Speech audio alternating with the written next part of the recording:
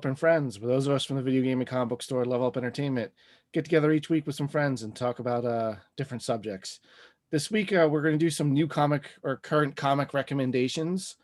We are a comic book store after all, and we're probably going to do this from time to time where there's some exciting new books that are coming out, and like most of these are only like an issue or two in, so we still have almost all of them as of the time of this recording.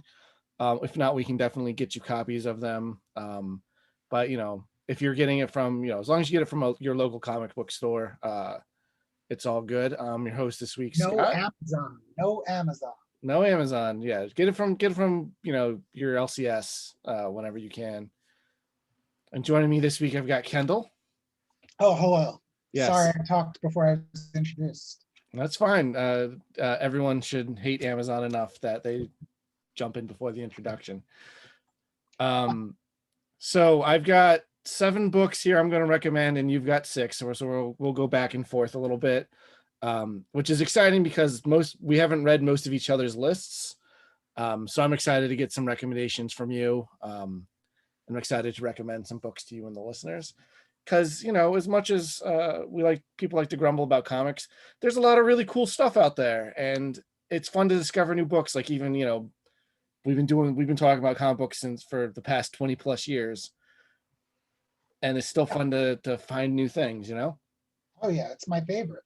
Yeah, that's why we get into this business. But the first one I want to bring up is a book called Nocterra. Written by Scott Snyder and artist Tony S. Daniel from Image Comics. As of this recording, the issue number 2 just came out this past Wednesday.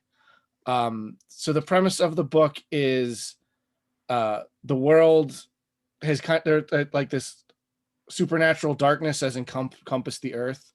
So like the name Nocterra is like combination of like nocturnal and like terra as in earth.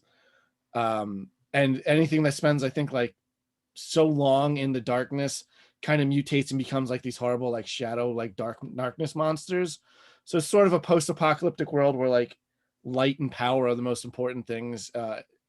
Like there's like the only currency that matters, and there's like pockets of like safety throughout America. So that you follow was essentially a trucker, which they like basically convoy across the states, to get from one safe haven to another and get supplies and whatnot. So it's like this post-apocalyptic darkness universe, and it's kind of really cool. The main protagonist was born blind, and before the apocalypse happened, like they kind of had their eyesight restored. So the rest of the world kind of now sees the way they used to when they were young.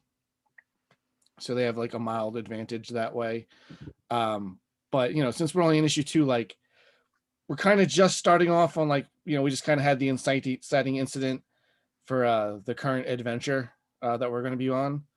I don't know, this book's one of the books I like the most that's come out recently. I actually got a special experience since we're a retailer. Image invited us and like other retailers to like a Zoom meeting with the creators, so we could do like a Q&A. So I got to talk to Scott Snyder and Tony Daniel about the title, and that was really cool. One of the things that I took away from that, a question I got to ask them was like, if they had an end game or like a final goal in mind for like the story from the get-go. They do, which to me is always great. As much fun as it is to like read a comic book for forever, I do like stories that have a conclusion, because more often than not, it seems like things just kind of peter out. And they do have, I think they were saying they're like 3 or 4 issues in advance, like they already have in the can. So there shouldn't be any kind of delays or anything like that. But yeah, it's a really cool series. I don't want to say too much more about it without getting into spoiler territory. But yeah, Nocterra, one of the books I'd recommend now, again from Image Comics. Cool. I recognize both of their names. They both worked on Batman, right? Did they work on Batman together? Yeah, I think they in talking to them, they met on Batman. I don't think Tony Daniel did the art for because I think it was mostly Greg Capullo's run with Scott Snyder. But Scott Snyder's written like a million books. Most recently, his big profile one he just got off was like the sequel to Death Metal, which those I didn't particularly care for, but like he's got a lot of work under his belt, and Tony S. Daniel has a lot as well. But I know they met at DC. Cool. Yeah, that's probably really exciting for like fans of those creators to like see them. Yeah, and then talking to them, the reason they've been working for something to work together on because again they met at DC, and they decided, they found out they had a lot of the same interests and stuff in comics. So this one's really kind of a passion project for them. It's something that an idea they'd been kicking around for a while, and they just kind of both left their big contracts with there, so now they can do more creator owned stuff. So this is definitely something that they have been wanting to do. And the art is really good in it. The darkness and stuff, like there's a lot of really cool lighting effects. One of the variant covers is the main cover, but glow in the dark, and it's really neat. That's awesome. Yeah, there's a lot of cool stuff with it. I like I said, I would highly recommend checking it out. Yeah, that's cool. Hopefully, so going into this, I mean, I don't have every book that you wanted to talk about memorized, but I'm pretty sure neither of us have any Marvel or DC books we're talking about, right? Yeah, and we didn't intentionally like leave anything out or like be like, oh, let's just only recommend non big two books. It's just they don't have anything like new that's like exciting in my opinion. Not to say that stuff they are putting out is bad, but like, it's like, oh, we just got another Silk book, so it's just like another superhero Spider-Man. You know what I mean? Yeah. Like, what's there to talk about with nonstop Spider-Man? It's just a Spider-Man book again. Not to say you can't enjoy it. Like I get some Marvel books, but I'm hoping that maybe some diehard Batman fans who haven't, dipped their toes in any waters besides Batman stuff.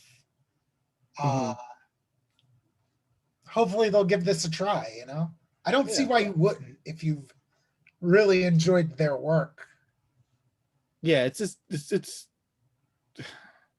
it's almost got like a superhero feel to it as well.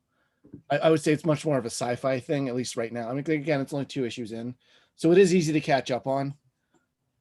I know for a fact we have copies of issue 1 and 2 available, both at our Hamilton Mall store, and I know I just transferred some to the Summers Point store, which should be opening soon. Do you guys have any of that glow in the dark? I do have. We got those ones came later. Like something like that happened with Berserker, where like the foil covers like they were always planned to be released later. I'm assuming they just took like because of the manufacturing. And usually the glow in the dark stuff's kind of lame, but something about this one, the way they picked the parts where it's glowing, because the cover is the main character, but she's holding the flare. But the way the glow in the dark stuff lights up is like it's only the parts where like the light from the flare touches. So it like the effect looks really cool. That's rad. I'm actually gonna look it up right now, and maybe all your listeners should too. Yeah. Because that sounds cool. Sounds interesting. Yeah, check it Definitely, out. the most interested I've been in anything with Scott Snyder's name on it. Not to diss him. I just like. Listen, I liked his Batman run. I never finished it just because at the end of the day, it's Batman, and like superheroes won't fundamentally change. Yeah, I don't think they will. Yeah, but anyway, let's move on to our next recommendation here, which is maybe your first one here, Kendall. Oh, my first one. Gosh, yeah. I should put. I figured we go back and forth. Some kind of order. Let's just get this out of the way and talk about Ultra Mega. Yeah, this is one of the few ones that we both have read. So yeah. I'll let you discuss it, but it also comes with my stamp of recommendation as well. Oh yeah, I mean, please feel free to chime in. So Ultra Mega, very like kaiju Ultraman inspired book, but like very unlike any of those influences. Yeah, the thing I liked about it is like, oh, I was like, what, the main character like looks like Ultraman. I was like, all right, they fight giant monsters, whatever. But when I actually sat down and read it, I was like, oh, this isn't what I was expecting at all. No, it's not like, yeah, it's not like if you're reading like the Marvel Ultraman comic. It's nothing like that. Um, have you read the series Rumble that came out like, oh, time is hard, Yeah. 6, 7 years ago? No, I haven't. It's really cool. Same writer, I'm pretty sure. Um, I probably should have researched that first. Sorry. Yeah, it's fine. Um, but yeah, um, yeah, definitely like an interesting like take on all that. It's there's a little afterword in the back where he talks about like all of his influences and like, he's like, oh yeah, like Evil Dead and B movies. It's like you can definitely like see all that in there. Yeah, It's like really weird, it's really gory, it's like really cosmic. it has way more of like a horror element than I was expecting. Yeah, it's really rad. Again, that one's by Image Comics. I know there's only issue one so far. What's cool about issue one is it is a complete story with a beginning, middle, and end, and like a character arc. And like so, even if you decide you don't want to keep going on, you will get a complete story. I will say the status quo at the end of it has got me really excited for the next issue. I'm stoked to see Yeah, what goes down. I yeah, was not expecting the it's yeah, it's hard to talk about, but wasn't expecting the ending. Um, but it was really cool. yeah. And this is one of the few things. Everyone that works at the store who's read it has also liked it, and we almost never agree on everything. Really? Yeah, Becca liked it. This is super not what I thought she would be into. I think Greg It's also good. read it and liked it. So yeah, it was a pleasant surprise. I'm glad I picked it up because it's kind of a last minute decision for me. Oh yeah. No, I've had my eye on this one for a while. Yeah, my original like thing was like, well, it just looks like an Ultraman ripoff. I'm like, we're getting a lot of giant like monster books right now, so I was like, eh. And then I like was flipping through. I was like, all right, maybe I'll sit down and read this. And I was like, oh man, this is really good.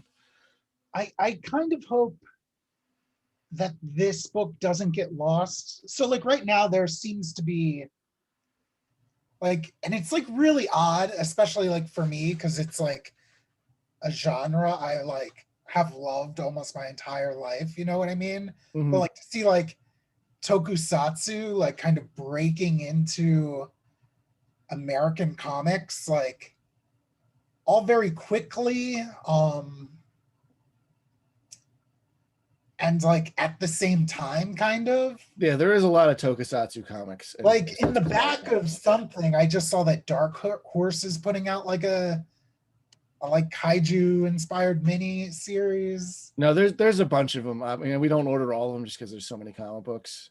But something I have noticed that there's just like a lot going on right now. Like, and that's not even just like there's Godzilla books. There's Marvel's been doing Ultraman. Like, there's like a lot of original stuff like Ultra Mega. There's Jenny Zero, Giga. There's more I'm not remembering offhand, Yeah, but Radiant Black. yeah, um, Radiant Black, which is okay if you want to check that out.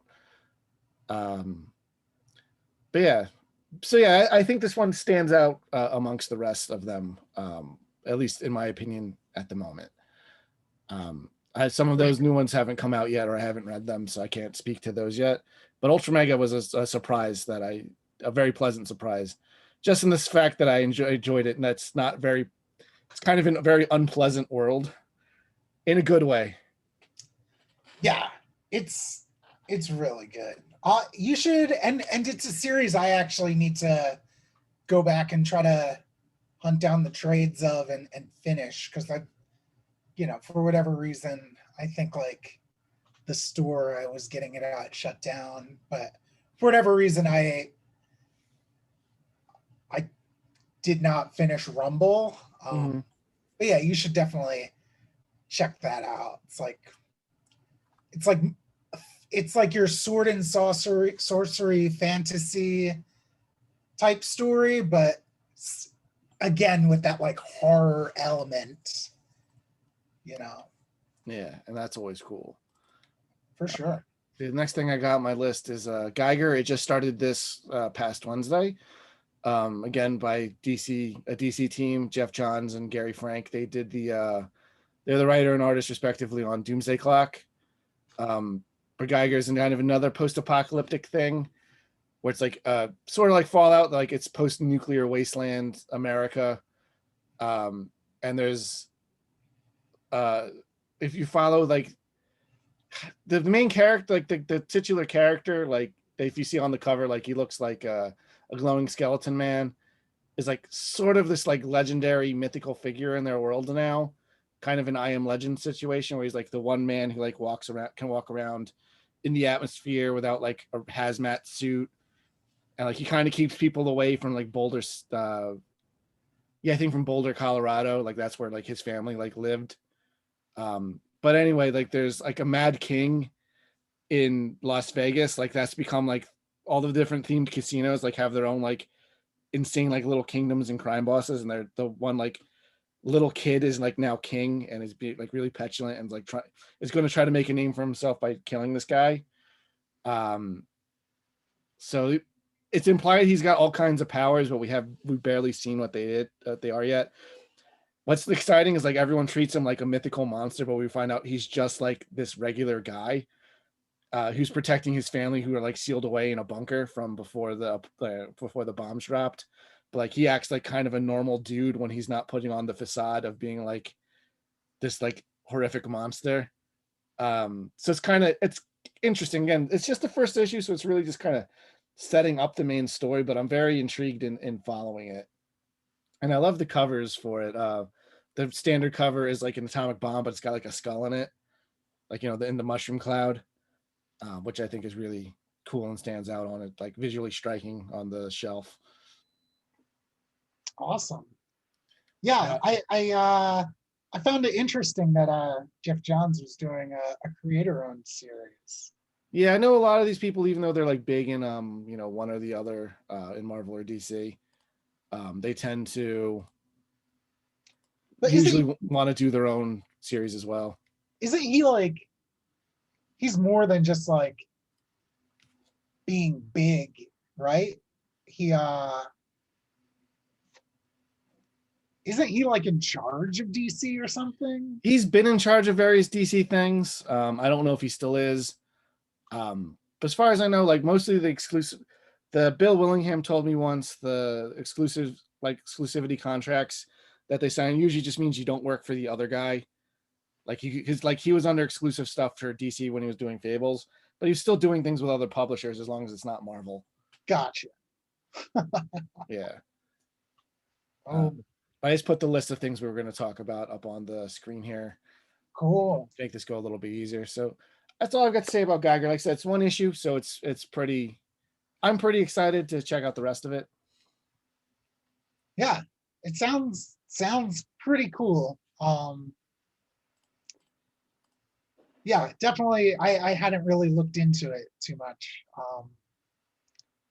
But I did see, it was like from the team who brought you the Doomsday Clock, which I didn't read any of, but I mean, Jeff Johns has written some of my favorite DC books in modern yeah, years. he wrote the Teen Titans run that I was in love with. Oh man, it was so good, and then he stopped writing and it got so bad.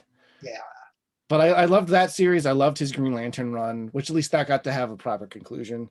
Because I think by that point he had enough like pull at DC. But yeah, and Gary Frank's a really good artist. I'm really excited to see where the story goes in that one, which is what you want in like a monthly series. Yeah, for sure. All right. Any more about Geiger? No, I think that's it for me for now. If you want to move on to the next one. Cool. Yeah, let's talk about Orphan and the Five Beasts. Put out by Dark Horse Comics and written and illustrated by James Stokoe, who is an artist I've not that I pick up every single thing he puts out, but a lot of his stuff is like incredible, and this is seems to be up that same alley. Yeah, this issue is my first James Stokoe comic I've ever read. And I texted you right after. I was like, wow, because I knew you would read it and wanted to talk about it in this one. I was like, wow, Orphan the Five Beasts is really good. It's really cool. Yeah, it's like set kind of in like maybe a sim like an Eastern like fantasy world, maybe. Um a nondescript fantasy world, but it seems to be very like, It's you like know, it's like medievalish Japan. yeah, it's like a martial arts story, Yeah, but I don't think it's any supposed to be any particularly like real historical like time or place. yeah, but it has that like feel. Yeah. Um, and yeah, basically, in this world there was without spoiling the entire comic, um, because just the first issue is out right now, but it's the main character, the orphan. It's her quest to, basically clean up a mess that her masters kind of left her. Hmm. But at the same time, like earn her place serving under him. I don't know if that explained it too well or didn't Yeah. explain So like anything. so like yeah, the story is her master's dying, and he had made some deal with like these spirits long ago to like he taught them each an aspect of like their martial art to like defeat, like an ancient warlord. So on the condition that they would come back and basically like surrender that stuff, but then they never showed up. So they turned into like essentially like they're called beasts, but we haven't seen what they look like yet. And they're just basically rampaging. So it falls to the student to fix the master's wrongs as like his dying wish. So it The kind of yeah. first beast at the end of the first issue, I wasn't sure if that's a beast or not, but it's definitely like an it's exaggerate. wild, whatever. It's not something I was expecting, but it's awesome. It's insane. I'm kind of hoping it's not a beast just because now we don't encounter one like right away. I want a little more build up to him. Um, but yeah, it's really cool. The art is so good. Oh yeah, James Stokoe is amazing. I don't know how I've not read anything this person's done before. He's done so I picked him up. I picked up his series Orc Stain that I think Image put out a couple years back. Mm-hmm. Which is just like a really like wild and like pretty like realized like look at like this race of orcs that he created, and just like wild and insane. He did some licensed stuff with Godzilla, the Half Century War, which each issue is like a different decade in like Godzilla lore, and it doesn't follow like the chronology of the movies. Is But it like, half century like to celebrate when Godzilla turned 50? oh crud, probably. Yeah, I just thought of that right now because I know he's more than 50 years old now.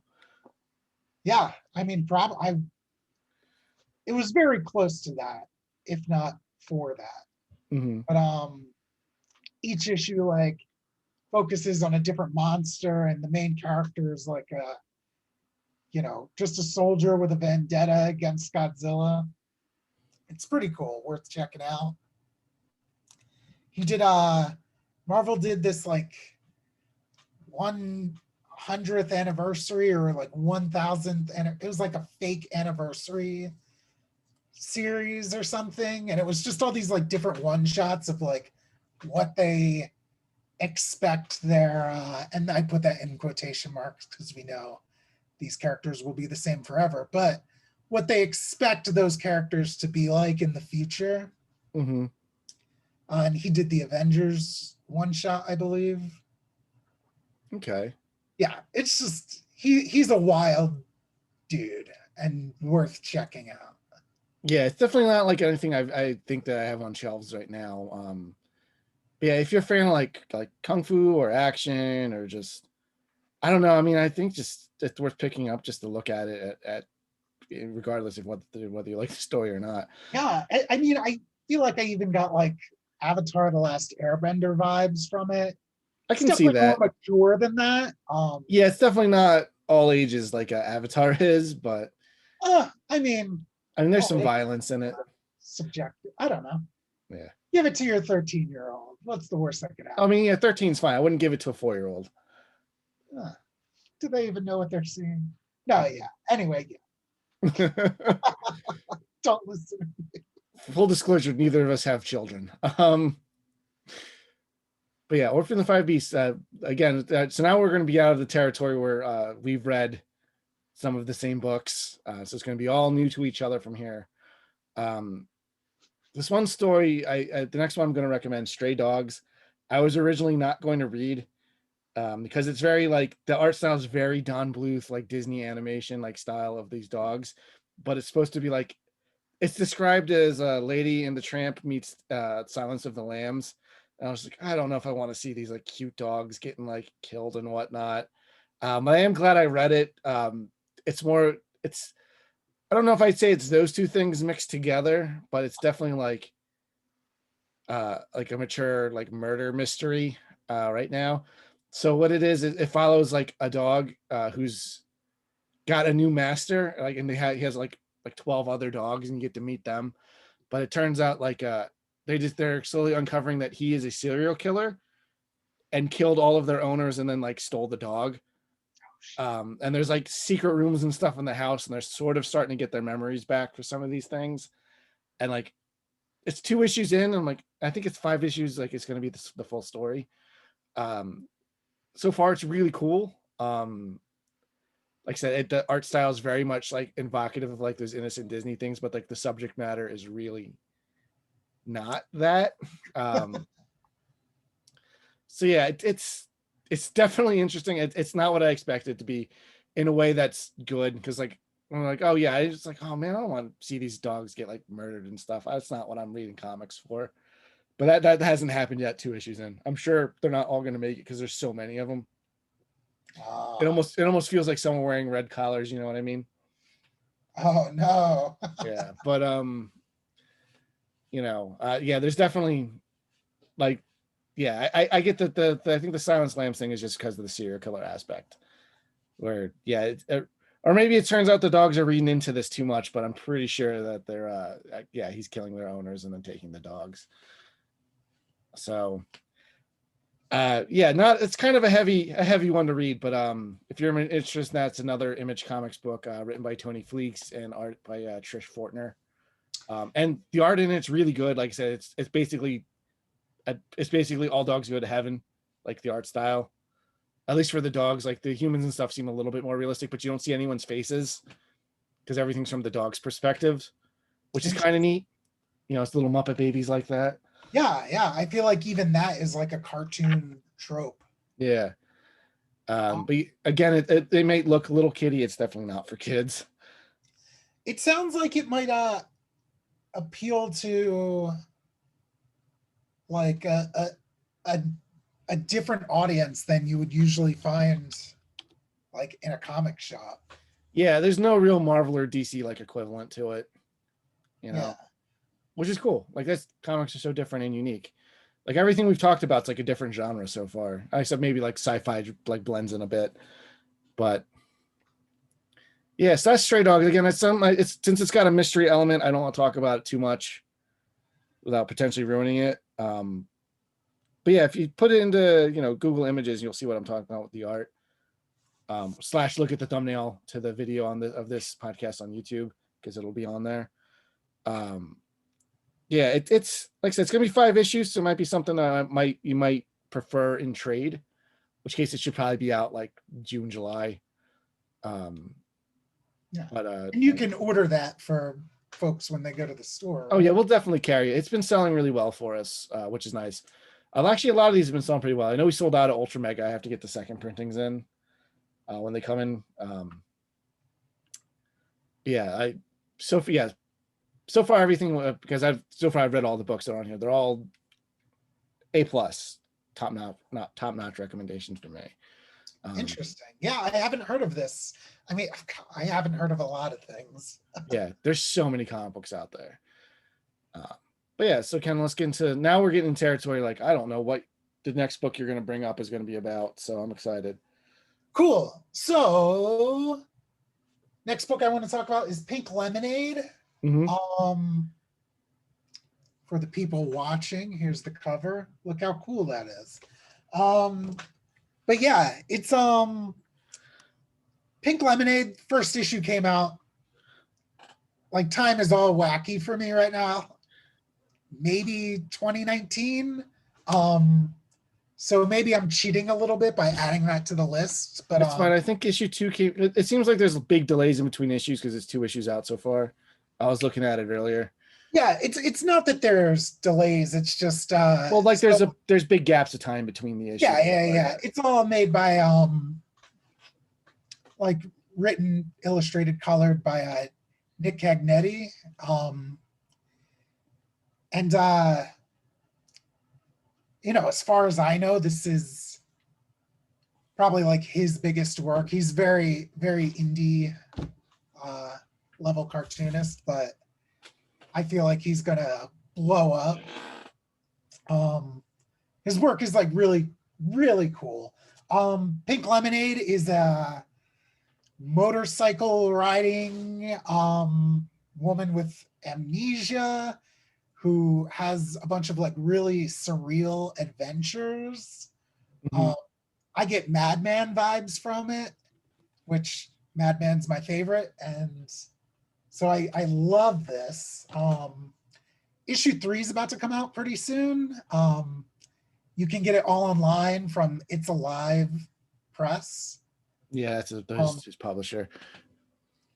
But yeah, it's just like fun and lighthearted, but like you scratch the surface a bit, and there's like, it's like, oh, there's like maybe something else going on here. Like who Pink Lemonade is still a bit of a mystery. We don't really know why she's riding around America on her motorcycle. Is she like writing what was gone wrong, like kind of things? She just strolls into town, and yeah, she'll stand up to bullies. Second issue sees her meet Ron Radical, who's a very like Rob Liefeld type character. Mhm. But he's like stuck in the in this like contract with like a movie studio that he can't get out of, and all he really wants to do is paint. Mhm. He's like, he's a gentler soul than the movie studio would like to let on. So Pink Lemonade helps him out. Yeah, it's fun, interesting. Not really a superhero comic, but like flavors of that for sure. Just a splash of a superhero. Splash of superhero in your Pink Lemonade. Yeah. But That's yeah, cool. Yeah, the art looks really cool on it. worth checking out for sure. Sure. The next book I was going to bring up is Jana and the Unpossible Monsters, written by Chris and Laura Samney, and Chris Samney does the art for it from Oni Press. As of this recording, there's only 1 issue out. It follows like an older sister who's looking for her younger sister Jana, who's like lost in this like world full of monsters and stuff. They're just kind of going from she's going from town to town, like looking for hints of her sister. I get Avatar-esque vibes from this too. I know we invoked that earlier, but it kind of like, I guess maybe more like Kipo and Age of the Wonder Beasts vibe, just with more people. Where just like the monsters in the world are just like really weird giant alterations of like monsters, like animals we know. And just it's interesting seeing like this fantasy world kind of like sparsely habited by like nomadic humans because these monsters are just unstoppable. Everyone believes her sister's dead. She believes that she is. Obviously, since it's the title character of the book, we know she's going to be fine. But you know, it's just the first issue, and it's setting up this like little adventure with like some little band of likable characters. It's got kind of the DuckTales formula that I said is always simple. Just if you get it right, you know, it works. Where it's likable characters on fun adventures, and I'm excited to see where it goes. I also love Chris Samney's art. That run on Daredevil was so good. Oh yeah, for sure. One of my all-time favorite comic book runs, the Wade Samney run on Daredevil. Um, but yeah, so like I said, it's one issue, so it's hard to. Again, I don't want to get into too much detail, just because you know, I want to keep some of it a surprise for you. But like, it looks really cool. I'm a big fan of monsters and monster designs, and the Unpossible monsters look like a lot of fun. I can't wait to see where it starts. Stuff starts kicking off. I'm sure once John and his sister get together, that's when it'll like really start cooking with gas. But yeah, it seems like they're gonna have to go on like a bit of a globe-trotting adventure, which is where I get the Avatar vibe from. Yeah. Is it set in like a fantasy world like Avatar, or is it Yeah, it's set in the fantasy world. I don't think it's supposed to be Earth. I mean, it might be. We might do like a Planet of the Apes thing and realize it was Earth all along, but it doesn't seem like the first issue like it's interested in that being the case. Cool. I'm down with that. Yeah, Chris Samney, I feel like he does a lot of like cover art, right? Like Yeah, he's he doesn't do too many interiors unless I just am not paying attention, which is I I'm not haven't the one who works at the comic book store. But I haven't noticed him doing like an ongoing in a while. yeah, Which is exciting because I do like his stuff, and you know, if he's in a position where he only does, and he's obviously writing it with his wife, so it's obviously something, you know, it's a family affair now. But it's, I don't know, it's really exciting. I mean, you work on comic books with your wife, so I assume, you know, you have to have some sort of creative spark between the two of you. yeah. That's really cool. Um, Look at them paving the way for the unknown couples. Um, yeah, I mean the title even sounds a lot of fun. Yeah, you might, I think you might dig it. Like you specifically, not just you, the listener. Yeah, stinking listeners. Yeah. Yeah, I definitely something I'm interested in checking out. Cool. And the book you were going to bring up next is one I unfortunately slept on and I really regret. Wake up! No, Yeah. I also slept on this too until a certain surprise reveal caught my attention. Yeah, issue 3, I was flipping through it and I sent it to you in text message. I was like, I think you're going to want to get this book. So if you want to explain it to the listeners. All right, so this one also maybe bends the rules a little bit. Who knows? There are 5 issues out. First trade's about to come out, but we're talking about Crossover by Donny Cates. And I'm sorry, I don't know who drew this. Jeff Shaw. But yeah, it's it's a very high concept, like interesting book. Basic story is your typical comic book summer event crossover rips into our reality. So now there are comic book characters just running around the real world. And the real world, believe it or not, they're not happy about any of this. Yeah. There's a lot of like political and religious tension regarding the arrival of the comic book characters. To the point where, like, you know, maybe at the beginning of issue 2, your favorite comic book writer gets brutally murdered in their hotel room or something. Yeah. It's pretty wild. And a very interesting concept. Yeah, because isn't it like every comic book character that ever existed is in it? Like, and like when they first cross over, like it destroys Denver, like the event. Yeah, so they like put a dome over that and try to contain all of the comic book characters in Denver. And our main character, Ellie, she works at a comic book store, and some stuff goes down, and she's trying to get to the bottom of the mystery. Yeah, it's a pretty high concept thing, and like they don't like they're not like they're it's like the comic books are there too. It's not just like, Oh yeah, they talk about Superman a bit, but like what part of what the big reveal was is your favorite character you mentioned earlier in the podcast shows up. I know in some of the alternate covers, because it's an Image book, like Spawn and some of those kinds of guys are on the covers. oh yeah, As far as I know, aren't in it yet. But like, yeah, one of the things that like makes me wish I saw is like, well, there's an upcoming cover, because you mentioned comic book writers getting killed and stuff. There's like a missing posters with like with Chip Zdarsky and like stuff on it. nice. Who's one of my favorite comic book creators right now. He will show up later on this list. Yeah, it seems really cool. I like that the comic book characters in this comic book have like that dot matrix printer style where like they're colored by dots. Yeah. It's visually really neat, and it helps differentiate like them from the comic book versions of like supposed to be the real world. Yeah.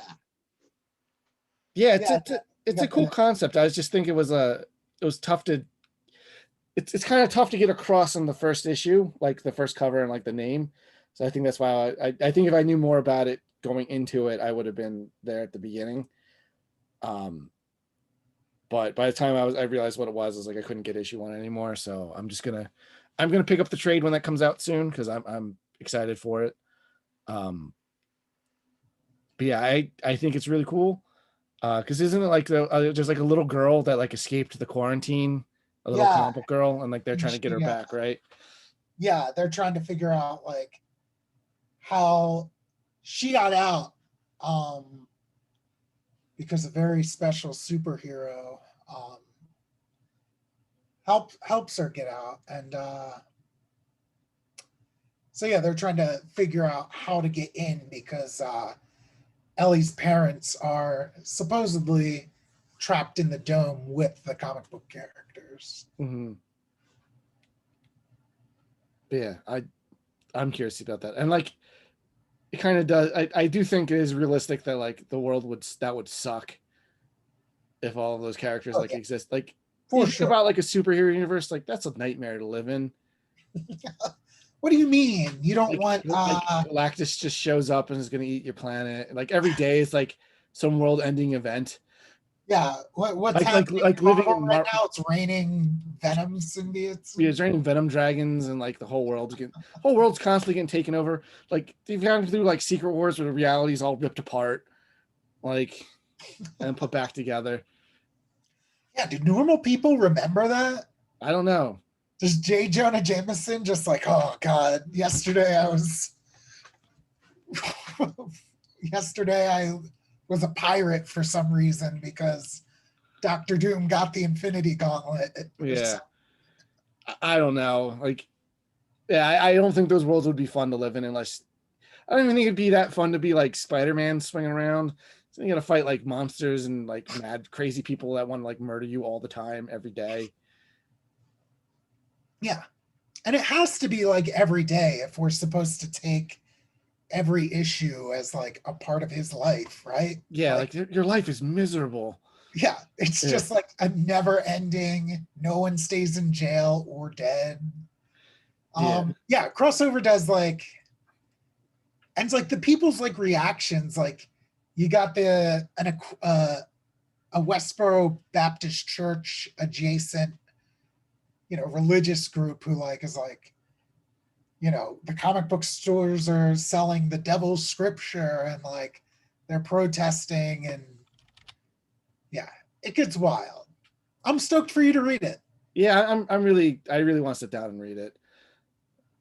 So yeah. That'll happen soon. Hopefully, we translated that a little bit to the listeners. Next book I was going to bring up is the Bequest, written by Tim Seeley and drawn by Freddie Williams II from Aftershock Comics. Only first issue's out so far. But people who know me know I love D&D. So there's a magical D&D realm that's like adjacent to our own, and some magic items. There's like a portal in, I think they're in Cleveland.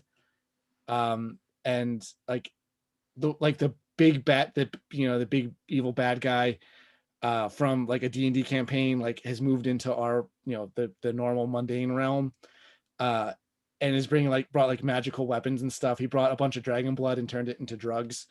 So he's like starting like to build, like using like gangs and stuff and like human weaponry to build an army to reinvade his realm.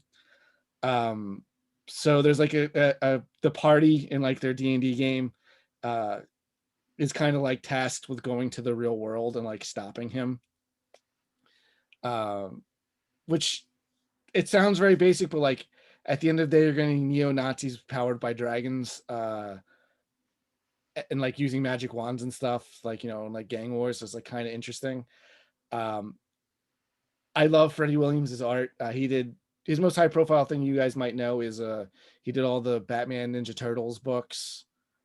um Ah, but he's done a lot of other really cool stuff. So far the premise is really cool. This last episode is mostly like, or the first issue was mostly about just like kind of getting everyone where they need to be to start the story proper. um and what's fun is like, I love it when comics do this stuff, is like in the back is like 5th edition character sheets of all the characters. oh, If you that's want- awesome. so if you want to play as them, you can. But yeah, yeah, so it's got, dragons, you got gangs, you got fantasy realms, you've got like regular crime and stuff. So the fantasy characters now have been exiled here, so they need to like learn to blend in. So like, they have to do the Mr. Spock thing, like cover the elf ears and stuff.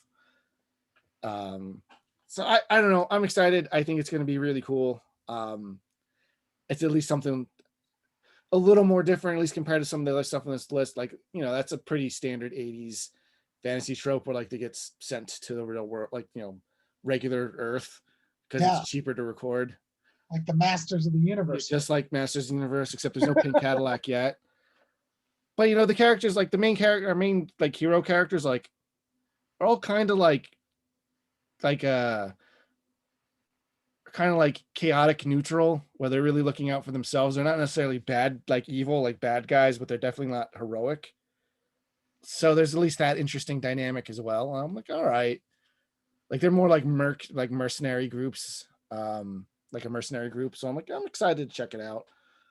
Because yeah, it starts off with like they're going to like they're raiding a dungeon.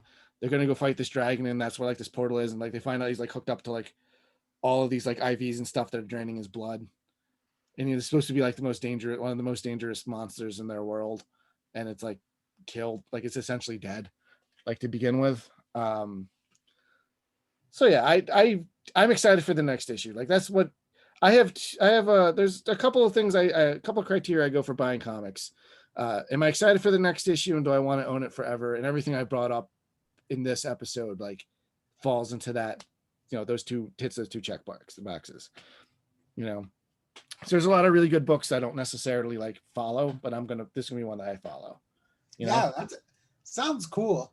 And Tim Seeley, he's the hack slash guy. Yeah, he's most famous for Hack Slash. Yeah, that's I slept on hack slash and regretted it. So Yeah, Hack Slash seemed really cool. I also did that, but by the time I like was on my radar, I was like 50 issues in. oh yeah, maybe That's a pretty big series, which is cool though. I know he's done other things too. Just not the big one I know of is Hack Slash. But I know I see his name around. for sure.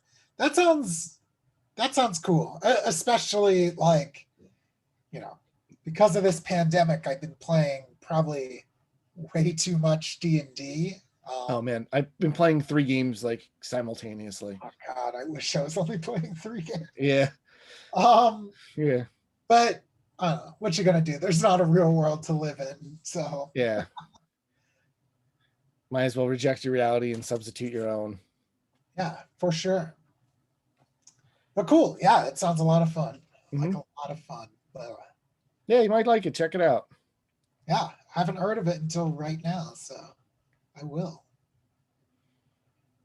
Cool. Ready to talk about Yeah, man, bring it up. In Like Hammers? Rain Like Hammers. Rain Like Hammers by Brandon Graham. Rain Like Hammers is really hard for me to describe. There are 3 issues out. I've only read the first 2 because there's an entire city is between me and my comic book store, so I make it out every month maybe. I'm sure they hate me there. What you Mhm. gonna do? Anyway, yeah, Rain Like Hammers. First 2 issues seem to be in completely unrelated stories. Not sure if that will continue. But the first one kind of follows just like an almost really it follows a character who's obviously like dealing with some kind of depression. And it's like him going through like his mundane life, but in this like fantastic, like futuristic world. But then at the end, something happens which seems like it gives him some kind of feeling of purpose. But yeah, then the issue ends, and the next issue is just kind of like a undercover like bounty hunter like slash search and rescue story that's like on a different world. So yeah, I don't know. I don't know if issue 3 is yet another different story. None of the plots seem to have concluded. All right. So it's not like an anthology series where each each issue is a self-contained one. You think it's all going to like they're all going to meet up at some point? Maybe. Yeah. But I have no idea. But it's good though, right? Yeah, it's really good. Brandon Graham is, I mean, like I'll pick up pretty much anything he puts out.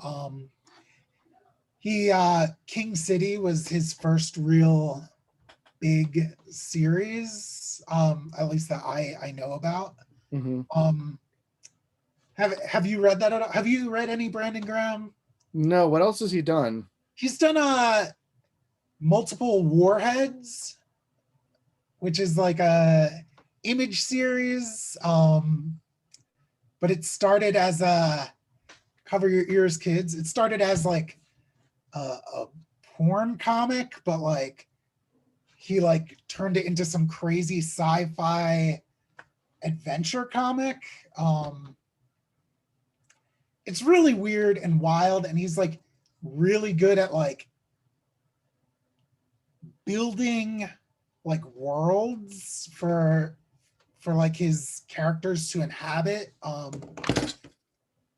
Also, like I say, it's like all these like sci-fi stories, but like a lot of the things I read from him are also like kind of love stories too. Mm-hmm. He's yeah, he's I don't know. He's a really good artist. It's like very manga influenced. Like Tokyo Pop put out King City for a while before that company went under. Mm-hmm. But yeah, what else is he did you pick up that Island anthology series that came out a couple years ago? It's just called Island. Yeah, Image put it out. He was like the curator of that. Mm-hmm. And he did a multiple Warhead story in there. I might recognize him if I looked at his art, but you know me and names, I don't remember them. Yeah, I feel like you would have to. What else is it? I don't know. I can't think of. Those are his 2 big thing or 3 big things: Island, multiple Warheads, and King City. So all those are worth checking out. The multiple Warheads collections are pretty safe. They're mature, but like they're not. His whole start in porn comics was because they're like, as long as you draw a couple pages of porn, you can do whatever you want. And when he was starting out, that's how he, So he got his foot in the door. yeah, All right, we all got to get our start somewhere. yeah, worth checking out. I'm excited to see if these stories tie together and rain like hammers, or if they're self-contained. That's cool too. It's just like pretty weird and maybe abrupt endings, if they do end up being all self-contained, but maybe the ending of the story is not the point. Yeah, But we'll see. That's cool. I'm always interested in more off the beaten path stuff, and you're pretty good at helping me find that stuff. Kind of the complete opposite of what you're talking about. Another book I've been reading is Spectre Inspectors. So it's like a group of like very young adults. I think they're just out of high school, maybe beginning of college. They're doing like a ghost adventures like YouTube channel called Spectre Inspectors. All right. And they're investigating this like town that has like it's known for its hauntings. And like they're not finding anything. There's debate in the group where like, hey, maybe we should fake stuff so we can get views. And the main person's like really against the integrity of that. But then it turns out the place they're investigating really is haunted, and the one member of the group gets possessed by a demon. So the demon's holding that person hostage until the rest of the group investigates like the rest of the town and kind of helps them uncover what their name was so they can be released from this curse that they're in. It's really cute and fun. It's got like a Scooby-Doo-esque vibe in that it's like a group of 5, young adults investigating stuff, but this time the ghosts are real. So two issues have come out, and they've done like a couple of like different investigations around the town. And it's fun because it's like a mystery you're learning along with the characters, and the characters all have these like different inter group dynamics and stuff. I don't know. So far, it's really fun. You know me, I'm a sucker for ghost stories. I love the supernatural. So again, goes back into me liking monsters and stuff. Also, just that title really like jumped out at me. I'm like, oh, I got to check this out because that's a really good title for like ghost investigators. Yeah, for sure. Written by Bowen McCurdy and Caitlin. It's Caitlin Musto, and it's drawn by Bowen McCurdy, and it's put out by Boom. I should mention that as well, in case you want to find it. But we still have a bunch of copies at the store. What's nice is what's cool is the B covers are like they're all like old school like pulp trade paper like pulp paperback covers, which is pretty cool. But I prefer the main covers just because I like Bowen McCurdy's art a lot. It's that like right kind of like realistically proportioned but cartoony enough that you can like kind of get away with like a lot of the supernatural elements and it still feels fine. Like I like a slightly cartoony look in my comics. Like I like bold lines and bright, solid color, like saturated colors and stuff. Yeah, I don't need things to be, nor do I want things to be super realistic. I mean, it depends on the story because the other book I'm going to bring up it deals with a more gritty look in it, but it's because that's going to be a horror comic when we get to that one. Gotcha. So this one, it's Boom, so it's like all ages, would you say? This one's all ages. I mean, Boom does put out stuff that's not all ages, but most of their things can be enjoyed by anybody, which is always nice. Boom puts out a lot of really quality books. Yeah, for sure. I mean, I know you're a Power Rangers guy. That's like their big book now. Yeah, it's a lot of fun. Yeah. But yeah, that's what I like about Boom. Like even their like licensed stuff. Same goes for IDW. Like just like high quality. They're not just like phoning it in. Yeah. And letting the license sell it. They're like working for it. So yeah, I'm sure this creator and series just like meets the same quality standards. Yeah, and like almost everything from Boom is like I'm sure someone in the comments will point to a million like Boom books that suck, but almost everything like I experienced from them is at least good. If it's not like necessarily like my cup of tea, I can still recognize like the quality of it. But yeah, they're a company to be on the lookout for. I think they're going to really be. They're beyond the point where I would call them up and coming, but you know they're not like at the level of like Image and Dark Horse and stuff yet. Yeah, I mean, keep putting out cool series. Yeah, I would definitely if Boom's a company, Boom Studios is a company you don't pay attention to, check out their catalog. They've got some really cool stuff in there. Spectre Inspectors. That really is a great name too. I know. I'm so mad because I'll never come up with a name as good as that. Maybe one day. Yeah. All right. Shall we move on to our next Yeah, to our last couple of books here. Yeah. Last one I wanted to talk about, it's very untraditional, and maybe even calling it a comic book is a little, it's like pushing it a bit. Anyway, it's called the March Noir Library, the March Noir Library. Mm-hmm. And yeah, basically, it's a full complete thing. I don't think there will be any more of it. But it follows a superhero who kind of traverses the dream world. And the opening pages are kind of like right out of like a, you know, Marvel handbook. Like they introduce the character, her allies, her family, introduces her enemies with just like bios, and then the rest of the book is just kind of like something you would get out of a previews catalog. Okay. It's just like, here's like an image, which, you know, would be the cover of the story, and then like a story bio.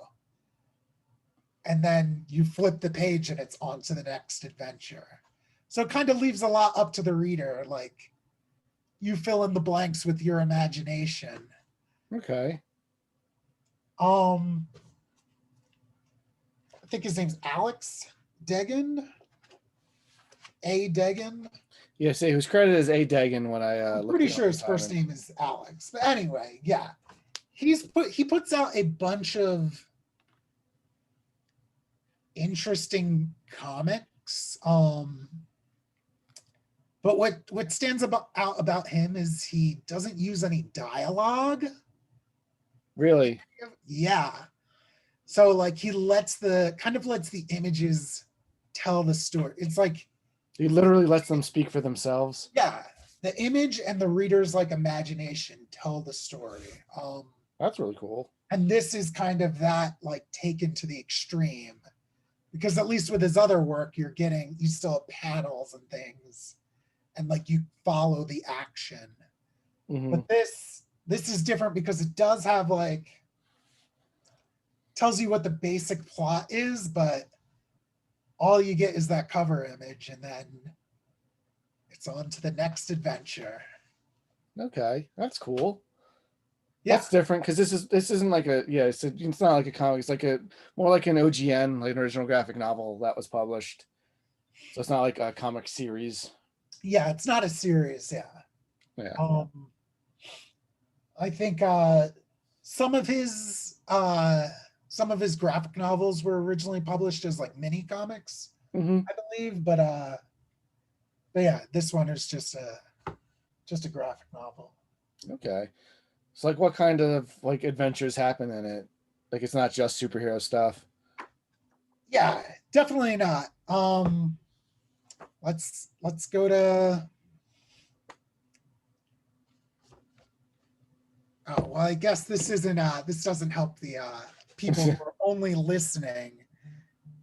But yeah, like yeah, you'll just like pop to a random page and you know, it's like, oh, what's happening here? Here's the cover, and it's like March Noir attempts to infiltrate the labyrinth world of menace and intrigue to rescue her kidnapped sister. Can she survive this world of masks and machinations where assassins kill assassins in an infinite game of violence? What is that? I don't know. Let's find out. It's whatever it is, it's in your head. You know what I mean? Mm-hmm. So everyone who like reads this book, yeah, I guess you are reading it still. But it's more like an experience rather than like a story being told to you. Yeah, exactly. Well, that's cool. That's different. Yeah, for sure. Probably one of my favorite just like random comics I've gotten in a while. That's cool. Last book I was going to bring up is The Silver Coin from Chip Zdarsky with the art by Michael Walsh. The first issue of that has also just come out. So I didn't realize it's going to be an anthology book. Because the description for the first issue I thought was going to be like the premise for the series, but it's still, I mean, that's cool. I think that I'm down for that. So I guess what the series is going to follow this like a cursed item called it's a silver coin. So it's the first issue is about a guitarist who's like in like I guess it's the 70s because like disco's taking over, so like rock's kind of like on its way out, but he's like kind of like in a struggling band. He still lives at home. They're trying to make it big, but his mom like left their family, and like they going through his stuff and they found this silver coin in it, and he ended up having to use it as a pick. And then when he starts playing with it, like he cut his finger and like blood. Now he's like really good at playing guitar, and it seems it's got like a Twilight Zone-esque thing where like kind of give into your desires, and like where it's like you kind of it's sort of like a monkey's paw situation, where like his story is ultimately over by the end of it, and then it looks like the next issue takes place in a different time period with someone else with the coin, so it's a little bit like The Mask in that regard. Interesting. But like the art's a lot like grittier and like grimier, but like it's because it's going for more like that atmospheric tone, but it's really cool. I think the idea of like that being like the silver coin being the main character and like going to different people and stories, because it looks like the next issue like might be more of like a Jason-esque like slasher kind of story because it takes place in the 80s, and like they kind of show you like little snippets of it at the end. It looks like it's in the woods and like there's like a killer in it. So yeah, I'm pleasantly surprised by that, and I'm a big fan of Chip Zdarsky. So I definitely want to follow up on this one and see how it goes. Yeah, no, that sounds rad. I also like the idea of the silver coin being like the one connecting thread through all these. Yeah, it really opens you up like storytelling, for storytelling possibilities. Because you can also always have it like, oh, maybe it has like their souls and they can all cross over at some point. But like, like you're not bound by like proximity or time. Like it might just be like, and we don't know anything about it. It's got like, it looks like it's got like an eyeball that opens up on it. So it's obviously like very much implied that some kind of supernatural thing, but maybe it's a space alien. I don't know. Like they could go basically anywhere with it. And like, that's kind of exciting.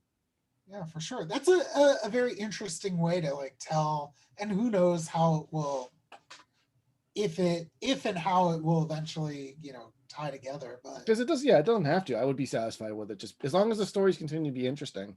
yeah, that's like a cool way to tell those anthology style horror stories. Yeah, and I like, we're both big fans of anthology stuff. So I'm excited to see where it goes. I know there was a bunch of other books I wanted to like just give like an honorable mention to, but I didn't have enough to say about them to bring up here.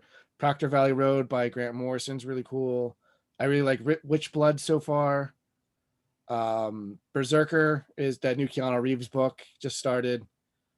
Let's see, I've got my list here. Magic the Gathering just got a new book. And then Homesick Pilots is another book that looks really cool that I slept on. Yeah. Homesick Pilots is pretty cool. When you were talking about Spectre Inspectors, I was like, how did I forget to talk about that book? Oh yeah, we can talk about Homesick. I haven't read Homesick Pilots. It's a book like crossover I just kind of missed out on. Yeah, it's one of the books I'm having level up hold for me, so Hmm. actually way behind on it. Yeah. But yeah, Homesick Pilots takes place in like the like grunge era, like 90s, Hmm. and follows a band called Homesick Pilots. Though they don't really get to be a band for too long because one of them goes into a haunted house on a dare and then is seemingly forever changed in supernatural ways. But yeah, real cool book. So it's another one I know Becca Sorry, likes. I forgot about it. No, it's okay. Becca wanted me to at least give it a shout out. I just didn't get a chance to read it. She also really likes that book. That's cool. I'm glad she likes it. That's another. Is that a Boom one or is that one Image? Maybe it is Boom. Let's see. It seems like Boom or Image. Like almost everything we talked about today is Image. They put out a lot of the kinds of comics that I'm interested in because they put out just a lot of different stuff. Yeah. And they're big enough that they can get like top tier creators, telling the stories that they want to do. Yeah, and I feel like they take a lot of like chances in their like Ultra Mega, the first issue of that. I feel like we didn't say the first issue. I don't know exactly how many pages. Oh yeah, it's like oversized. Yeah. Yeah, it's a thick book. They're Rain Like Hammers is another thick one. It's probably like 48 pages. They do the same thing with Headlopper, which is a cool fantasy. I can't have Headlopper around me because I always get Head Knocker stuck in my head every time I see it from Foreigner. It's pretty cool. You should check it out. Yeah, I know Greg likes it. Yeah, it's really rad. I haven't read very many. I haven't read any like Conan comics, I don't think. But it's very much like Conan, but what I imagine that to be, I guess. Well, it's like sword and sandal kind of thing. Beefy swordsman carries around the severed head of an immortal witch, and everyone wants this witch. Everybody in this world wants this head, so he gains allies and enemies because of the witch Agatha.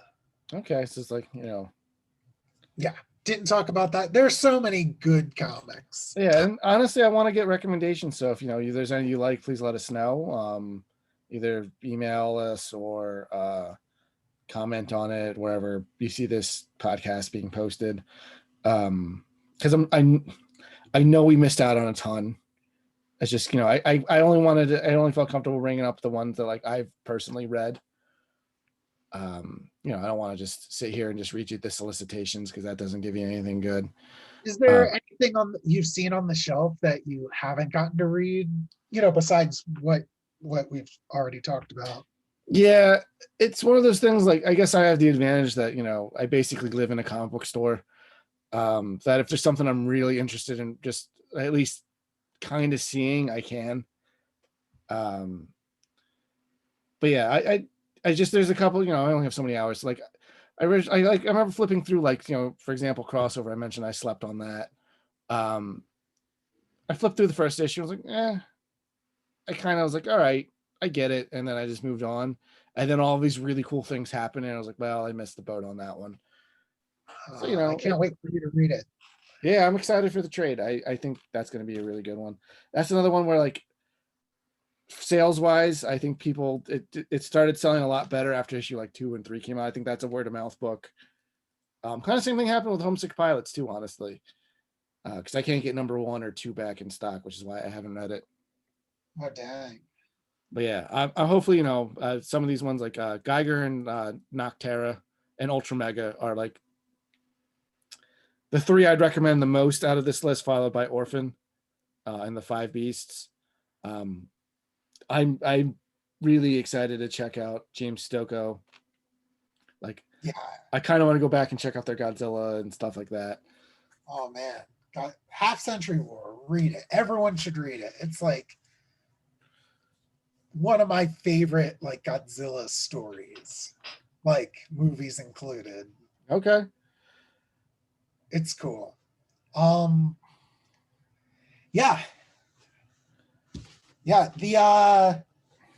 And if anyone feels like they've missed the boat, I know like I mean, there's a lot of it, these things like they're still reorderable. I looked at them before we did the podcast, and I can get most of them if I don't already have them. yeah. And if Scott can get them, Your probably your local local comic store can get them as well. Yeah. um and when trades come out, like I know Image is really good about making volume ones like super affordable. Yeah, they usually their number ones for ongoing series are $9.99.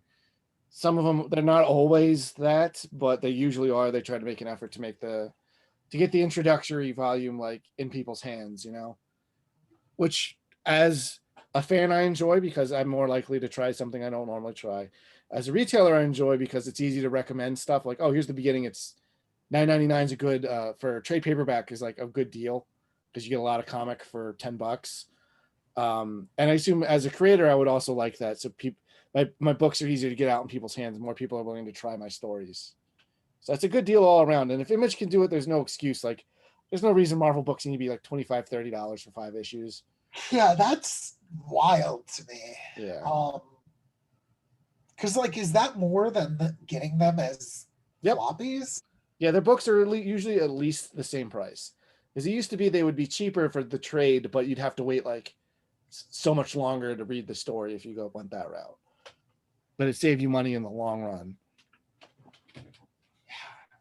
But they don't do that anymore. I mean, I think that was a pre-Disney thing that had been going on, but Oh yeah, I'm sure Disney didn't help. For the downfall of all creative endeavors.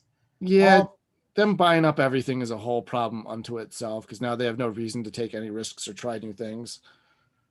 For sure, which is why I'm glad, because and like I don't know. I feel like sometimes I come off as like really aggressive, like, oh, I hate Marvel, I hate DC. It comes from a place of love. You're frustrated that creatively it seems like I speak for myself. It seems that they're creatively not bankrupt, but like creatively stagnant because they're so tied to their IPs. And they do both put out books that are worth reading. And some of my favorite books of all time have come from DC. Fables, Sandman. Granted, they're mostly Vertigo, but like they still, that's still books that they publish. And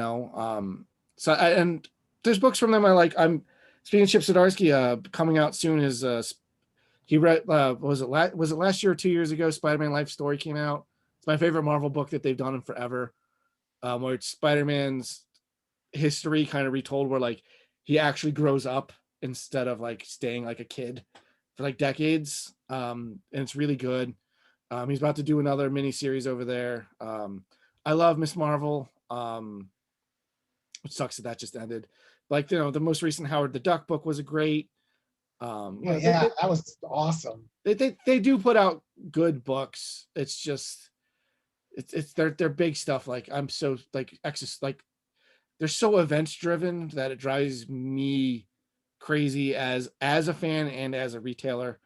Or it's just like they're always hyping the next big thing. Like before King in Black was even over, they're like, here we go, Heroes Reborn, and the new X-Men crossover, like Reign of X and Hellfire Gala and all this other crap. It's just like this never-ending deluge of stuff. And I only get a couple of books from them, but they're constantly interrupted by events. Like I've really been liking the new Fantastic Four series, but like I don't care about King in Black. I don't care about War of the Realms. Why do I have to keep reading about this with my characters that I want to read? Yeah. And like even without that, like I feel like we're very much like past the days where like a writer gets on a book and like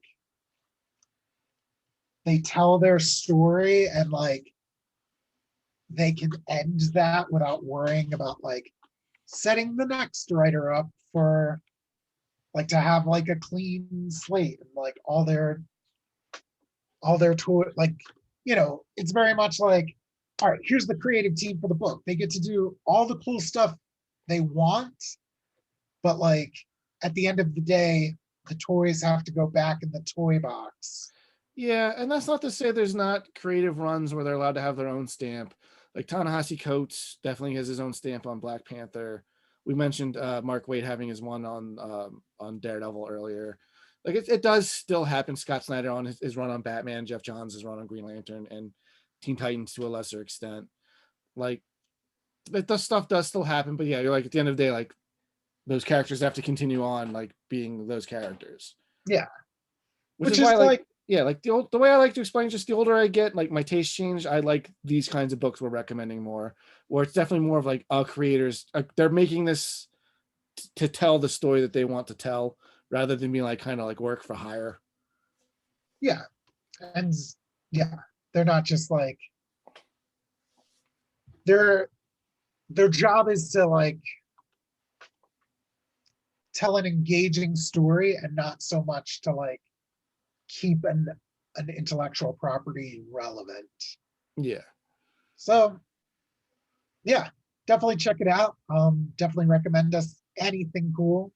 Yeah, and this is going to be a segment I think we're going to probably do every couple of months where we'll talk about some of the new books that came out and are exciting, because like this is the part where makes me like excited again to be like a comic book fan, Yeah. Like I don't want to, like, I know like you and I especially come off really like down on the big two.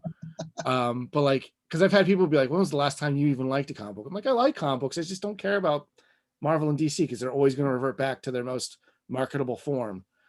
Just like I'm a big Spider-Man guy, but I get really frustrated. Like he's always backsliding, like character growth wise, and it's just like, yeah, and like it's fine. Like yeah, I get it. That could be cool stuff, but like eventually it gets old, and like I don't know. I'll never understand people who like always every month without stop for like decades, buying the same book. Not that there's anything wrong with that. Not that there's anything wrong with that. I just don't get it. Especially when it like changes hands so much and is always going back to the status quo. I mean, yeah, definitely. What you like, that's what you like. Yeah, definitely. Especially like especially in superhero books, like from Marvel and DC, it seems like it's so rarely like you get like those big long runs. Like I love, like me, I love the Wade Waringo run on Fantastic Four. I might like that better than Lee and Kirby, in certain ways. But like, oh, here come the comment. Yeah, but like Scott Snyder had a really nice run on Batman. Like it's so, like where you can definitely like tell like he got a chance to like really play and like make its own stamp on that. Like I still like those books when they're like that and they're able to do their own thing. Like even more recently, like up until Bendis took over the Superman titles, I loved those Superman and Action Comics books in the Rebirth era. I'm not a big Bendis fan, and then he immediately took over. When he took over, he got rid of John and all the things I liked about Superman as a dad. But like that's like an angle I really liked with the character. Like it was the one thing you needed to make him like much more relatable, And like a thing that like, I don't get why you would get rid of that, because like how much Superman is there where he's not a dad? I know. And then like they get to explore this, like it's like finally exploring something new with Superman, and then like, bam, he's gone. Yeah, I don't know. But yeah, there's like, because we can do a whole episode where I can recommend you Marvel or DC books all day long, because there's a lot of great stuff in there, and a lot of that, like, again, I think the criticism comes out of a place of love, where it's like I really like this stuff and I want it to be better than it is. But you got, I understand these companies are walking a fine line, because I also like work in a comic book store, and I always say, I'm including myself in this, but comic fans aren't happy unless they're complaining. It's like whenever they try to do something new, I know there's always like a vocal backlash. Like I get that, which is why I find a lot more satisfying stories outside of Marvel and DC. And the next time we do this, if there's Marvel and DC books to recommend, I will. We weren't specifically excluding them to be like sticking our nose up at the, you know, at the mainstream comics. I mean, I consider Image mainstream. Like we talked about, like 10 main, like, you know, Oh yeah. like a bunch of I mean, Image at books. this point, they're like, Yeah, they're like the next biggest. yeah, for sure. Um, But they put out cool stuff. and like they let creators be creators, and I think that's awesome. I mean, yeah, Yeah. they put out The Walking Dead, which is like which was the next big like superhero like multimedia property, you know. Yeah, They for just sure. their comic book Invincible just started, which I loved that book when that was coming out. Oh yeah. Have you watched that yet? No, I I know haven't we're yet. going off on a huge tangent. We can. So right now we're doing like a sister series where called Level Up Watches. Harry's doing the Falcon Winter Soldier series. I'm thinking about maybe doing Invincible after that, if you'd like to join me for it. That'd be fun. I'm Um, down to talk you know, talk about that each week. about And it. granted, I loved that comic. it was you and I long- both were so into that when that was. yeah. But you know, if you want an alternative superhero story, even though that one's not like new, if the show's half as good as the comic was, watch the, like you can get that experience from the show. And like you know, if we're talking superhero shows, like I also highly recommend Doom Patrol. I want more people to watch it so I can talk about it. Oh, yeah, I gotta watch it still. Yeah, but yeah, there's tons of great stuff out there, and we'll come back and talk about it more. I'll try to bring on some more some other voices as well. No offense, Kendall, but Oh know, yeah, please. we all Other read, people come talk to Scott. we all read different things and have different, you know, have different opinions. And it's funny because I think you and I have a lot of overlap, but like we barely read any of the same books we talked about today. Like Yeah, only sure. two of them, which is exciting. Yeah, I because that means there's stuff that I would probably like that I have not read. Yeah, for sure. Yeah. I just had a weird flashback of me. What's that? In Level Up. Mm-hmm. I was working free comic book day. Yeah. And this young couple comes in like, I forget if they were in Stranger Things cosplay or just had like a Stranger Things t-shirt. Mm-hmm. And I remember like putting Paper Girls, the first hardcover Paper Girls, in like the one kid's hand. Mm-hmm. And like, I was like, oh, you Stranger Things. How do you feel about that? You're wearing a t-shirt. I assume you love it and you think it's amazing, right? Yeah. And he was like so excited. He was like, yeah. I was like, you got to read this. You got to read this. And definitely came across as a madman. That's okay. You like Madman. That's true. Yeah. But yeah, I'm wondering if I just scared did that for however long we've been recording here. No, I mean maybe I'm just desensitized to it. But I think so. I don't know. Hopefully, you know, we gave people something to think about, and you know. Yeah, hopefully they check out even just one of these. Yeah, if any of them sounded interesting, like, yeah, you don't have to get that whole list. Like we recommended some wildly different books from each other. So yeah, and I feel like depending where you're coming from, like, you know, if you read more mainstream, you know, superhero stuff, maybe just try, you know, Ultra Mega or Crossover, you know, from the books I'd recommended. yeah, and from ones I recommended, I would say like Nocterra and Geiger are probably the easiest transition from quote unquote mainstream comics to these. Yeah. And then if you're looking for something just like really, really weird, like get on that Rain Like Hammers and try the March Noir library. And if you're looking for something a little bit more in the horror genre, Stray Dogs and Silver Coins, the way to go. You know? And if you're just looking for some different and kick-ass, Orphan the Five Beasts is really cool. and very Yeah. different from everything else that we talked about today. Gosh. Like if you came in the store to talk to me about any of this stuff, I'd be very excited to talk to you about any of it. Versus like if you came in and like, what's going on with Venom? I'm like, I don't care. You Yeah. know, What if they want to come into the store and talk to you about Force Awakens? oh, I mean, does anyone still care about Star Wars anymore? I don't know. I kid. We might be doing a Star Wars podcast episode soon. Got it. Yeah, I'll talk about Yeah. the Ewok movies. Hey, one of our new hires loves those movies. I remember renting them on tape Yeah. before Phantom Menace. That was your extra Star Wars. Yeah.